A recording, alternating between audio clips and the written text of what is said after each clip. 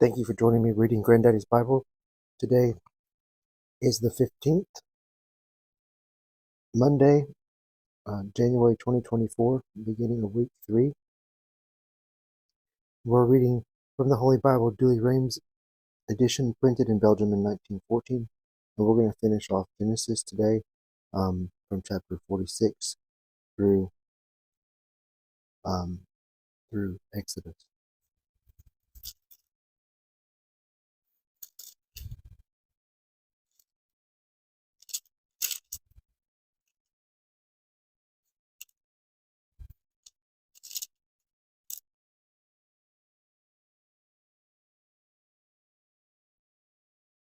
Chapter 46. Israel, warranted a vision from God, goeth down to Egypt with all his family. Starting in chapter 47.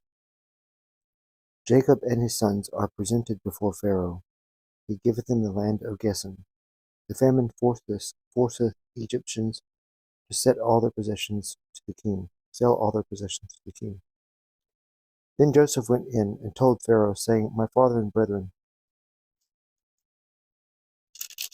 their sheep and their herds, and all they possess, are come out of the land of Canaan, and behold, they stay in the land of Gessen. 5 men also, the last of his brethren, he presented before the king. And he asked them, What is your occupation? They answered, We thy servants are shepherds, both we and our fathers.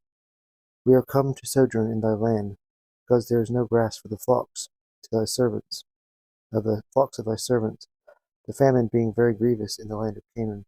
And we pray thee to give orders that we thy servants may be in the land of Gessen. The king therefore said to Joseph, Thy father and thy brethren are come to thee. The land of Egypt is before thee. Make them dwell in the best place, and give them the land of Gessen. And if thou knowest that there are industrious men among them, make them rulers over my cattle. After this Joseph brought in his father to the king, and presented him before him, and he blessed him. And being asked by him, How many are the days of the years of thy life? He answered, The days of my pilgrimage are 130 years, few and evil, and they are not come up to the days of the pilgrimage of my fathers. And blessing the king, he went out. But Joseph gave a possession to his father and his brethren in Egypt, in the best place of the land, in Ramses, as Pharaoh had commanded, Ramesses. And he nourished them and all his father's house, allowing food to everyone. For in the whole world there was want of bread, and a famine had oppressed the land, more especially of Egypt and Canaan, out of which he gathered up all the money for the corn which they bought, and brought it unto the king's treasure. And when the buyers wanted money, all Egypt came to Joseph, saying, Give us bread. Why should we die in thy presence, having no money? And he answered them, Bring me your cattle, and for them I will give you food, if you have no money. And when they had brought them, he gave them food in exchange for their horses, and sheep, and oxen, and asses. And he maintained them that year for the exchange of their cattle. And they came the second year, and said to them, We will not hide from our Lord how that our money is spent, and our cattle also are gone. Neither art thou ignorant that we have nothing now left but our bodies and our hands.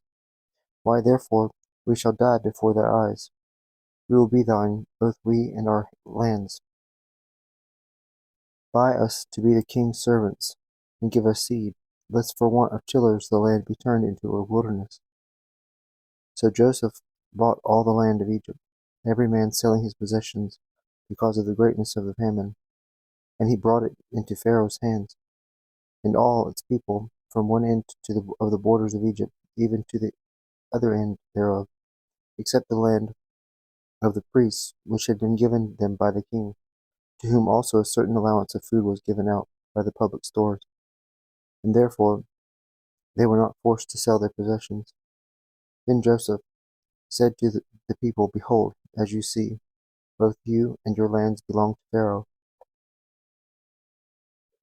Take seed and sow the fields, that you may have corn The fifth part you shall give the king. The other four you shall have for seed, and for food for your families and children. And they answered, Our life is in thy hand. Only let my lord look favorably upon us, and we will gladly serve the king. From that time unto this day, in the whole land of Egypt, the fifth part is paid to the king, and it is become as a law, except the land of the priests, which was free from this covenant. So Israel dwelt in Egypt, that is, in the land of Gessen, and possessed it, and grew, and was multiplied exceedingly. And he lived in it 17 years, and all the days of his life came to 147 years. And when he saw that the day of his death drew nigh, he called his son Joseph, and said to him, If I have found favor in thy sight, put thy hand under my thigh, and thou shalt shew me this kindness and truth, not to bury me in Egypt. But I will sleep with my fathers, and thou shalt take me away out of this land, and bury me in the burying place of my ancestors. And Joseph answered him, I will do what thou hast commanded. And he said, Swear then to me. And as he was swearing, Israel adored God, turning to the bed's head. Chapter 48. Joseph visiteth his father in his sickness, who adopteth his two sons, Manasses and Ephraim, and blessed them, preferring the younger before the elder. After these things, it was told to Joseph that his father was sick, and he set out to go to him, taking his two sons, Manasses and Ephraim. And it was told the old man, Behold, thy son Joseph come to thee. And being strengthened, he sat on his bed. And when Joseph come into him, he said, God Almighty appeared to me at Luzah, which is in the land of Canaan, and he blessed me. And he said, I will cause thee to increase and multiply, and I will make of thee a multitude of people, and I will give this land to thee, and to thy seed after thee, for an everlasting possession. So thy two sons, who were born to thee in the land of Egypt, before I came hither to thee, shall be mine. Ephraim and Manasseh shall be reputed to me as Reuben and Simeon, but the rest whom thou shalt have after them shall be thine, and shall be called by the name of their brethren in their possessions. For when I came out of Mesopotamia, Rachel died for me in the land of Canaan, in the very journey, and it was springtime, and I was going to Ephratah, and I buried her near the way of Ephratah, which by another name is called Bethlehem. Then seeing his sons, he said to him, Who are these? He answered, They are my sons, whom God hath given me in this place. And he said, Bring them to me, that I may bless them. For Israel's eyes were dim by reason of his great age, and he could not see clearly. And when they were brought to him, he kissed and embraced them, and said to his son, I am not deprived of seeing thee, moreover God hath shewed me thy seed. And when Joseph had taken them from his father's lap, he bowed down with his face to the ground, and he set Ephraim on his right hand, that is, towards the left hand of Israel, but Manasses on his left hand, who went towards his father's right hand, and brought them near to him. But he, stretching forth his right hand, put it upon the head of Ephraim the younger brother, and the left upon the head of Manasses, who was the elder, changing his hands. And Jacob blessed the sons of Joseph, and said, God, in whose sight my fathers Abraham and Isaac walked, God that feedeth me from my youth until this day, the angel that delivereth me from all evils, bless these boys, and let my name be called upon them, and the names of my fathers Abraham and Isaac, and may they grow into a multitude upon the earth. And Joseph, seeing that his father had put his right hand upon the head of Ephraim, was much displeased, and taking his father's hand, he tried to lift it from Ephraim's head, and to remove it to the head of Manasses. And he said to his father, It should not be so, my father, for this is the firstborn. Put thy right hand upon his head. But he, refusing, said, I know, my son, I know. And this also shall become peoples, and shall be multiplied. But this younger brother shall be greater than he, and his seed shall grow into nations. And he blessed them at that time, saying, In thee shall Israel be blessed, and it shall be said, God do to thee as Ephraim and as to Manasses. And he set Ephraim before Manasses, and he said to Joseph his son, Behold, I die, and God will be with you, and bring you back into the land of your fathers. I give thee a portion above thy brethren, which I took out of the hand of the Amorite with my sword and bow. Chapter 49. Jacob's prophetical blessings of his 12 sons, his death. And Jacob called his sons and said to them, Gather yourselves together, that I may tell you the things that shall befall you in the last days. Gather yourselves together, and hear, O ye sons of Jacob. Hearken to Israel your father. Reuben, my firstborn, thou art my strength, and the beginning of my sorrow, excelling in gifts, greater in command. Thou art poured out as water, grow thou not, because thou wentest up to thy father's bed, and didst defile his couch. Simeon and Levi, brethren, vessels of iniquity, waging war. Let not my soul go into their council, nor my glory be in their assembly, because their fury, in their fury they slew a man, and in their self-will they undermined a wall. Cursed be their fury, because it was stubborn, and their wrath, because it was cruel. I will divide them in Jacob, and will scatter them in Israel. Judah, thee shall thy brethren praise, thy hands shall be on the necks of thy enemies. The sons of thy father shall bow down to thee. Judah is a lion's whelp to the prey. My son, thou art gone up. Resting thou hast couched as a lion, and as a lioness. Who shall rouse him?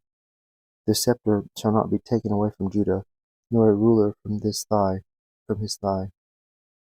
till he come that is to be sent, and he shall be the exception of nations, the expectation of nations. Tying his foal into the vineyard, and his ass, O my son, to the vine. He shall wash his robe in wine, and his garment in the blood of the grape. His eyes are more beautiful than wine, his teeth whiter than milk. Zebulun shall dwell on the seashore, and in the road of ships, reaching as far as Sidon. Issachar shall be a strong ass, lying down between the borders. He saw rest, that it was good, and the land, that it was excellent, and he bowed his shoulder to carry, and became a servant under tribute. Dan shall judge his people like another tribe in Israel. Let Dan be a snake in the way, a serpent in the path, that is biteth the horse's heels, that his rider may fall backward. I will look for thy salvation, O Lord. Gad, being girded, shall fight before him, and he himself shall be girded backward. Aser, his bread shall be fat, and he shall yield dainties to kings. Naphtali, a heart let loose, and giving words of beauty. Joseph is a growing son, and comely to behold. The daughters run to and fro upon the wall. But they that held darts provoked him, and quarrelled with him, and envied him. His bow rested upon the strong, and the bands of his arms, and his hands were loosed by the hands of the mighty one of Jacob. Thence he came forth, a pastor, the stone of Israel. The God of thy father shall be thy helper, and the Almighty shall bless thee with the blessings of heaven above, with the blessings of the deep that lieth beneath, with the blessings of the breasts and of the womb. The blessings of thy father are strengthened with the blessings of his fathers, until the desire of the everlasting hills should come. May they be upon the head of Joseph, and upon the crown of Nazarite among his brethren. Benjamin, a ravenous wolf, in the morning shall eat the prey, and in the evening shall divide the spoil. All these are the 12 tribes of Israel. These things their father spoke to them, and he blessed every one with their proper blessings. And he charged them, saying, I am now going to be gathered to my people. Bury me with my fathers in the double cave, which is in the field of Ephron the Hittite, over against Mamre, in the land of Canaan, which Abraham bought together with the field of Ephron, the Hittite, for a possession to bury him. There they buried him, and Sarah his wife. There was Isaac buried with Rebekah his wife. There also Leah doth lie buried. And when he had ended the commandments wherewith he instructed his sons, he drew up his feet upon the bed and died, and he was gathered to his people. Chapter 50. The mourning for Jacob and his interment, Joseph's kindness toward his brethren, his death.